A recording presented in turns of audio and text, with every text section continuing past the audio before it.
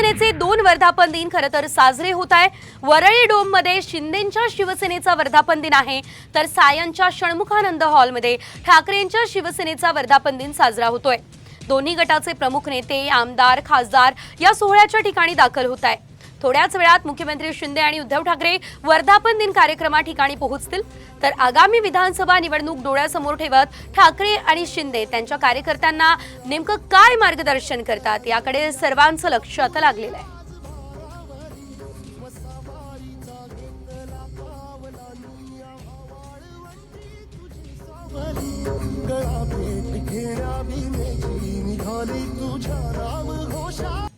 हिंदू हृदय सम्राट शिवसेना प्रमुख माननीय बाळासाहेब ठाकरे साहेबांनी स्थापन केलेल्या शिवसेनेचा आज 58वां वर्धापन दिन आपण बघत असाल की अतिशय उत्साहपूर्ण वातावरणामध्ये साजरा होतो आहे। या गोष्टीचा मी आनंद व्यक्त करतो।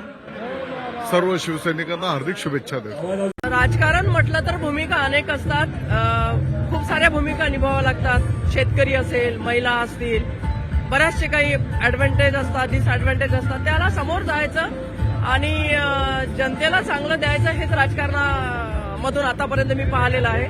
आणि शिवसेनेचा इतिहास हा राहिलेला आहे की सामान्याचा पक्ष म्हणजे शिवसेना, आणि आदरणीय बाळासाहेबांनी शिकवण दिली 80% समाजसेवा आणि 20% राजकारण।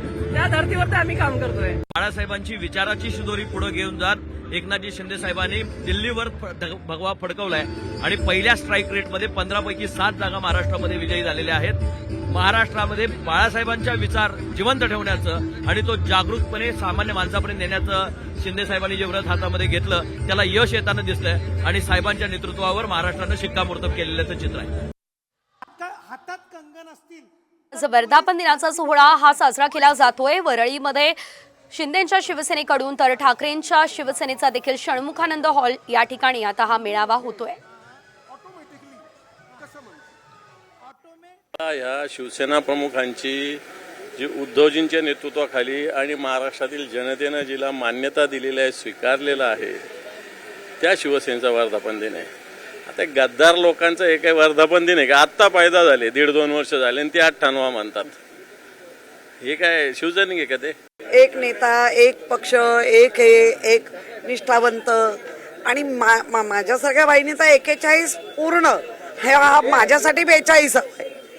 मी 41 पूर्ण हे पाहिलेले, त्यामुळे हा निष्ठावंतांचा मेळावा आहे। इथे कुणाला आणावं लागलं नाहीये।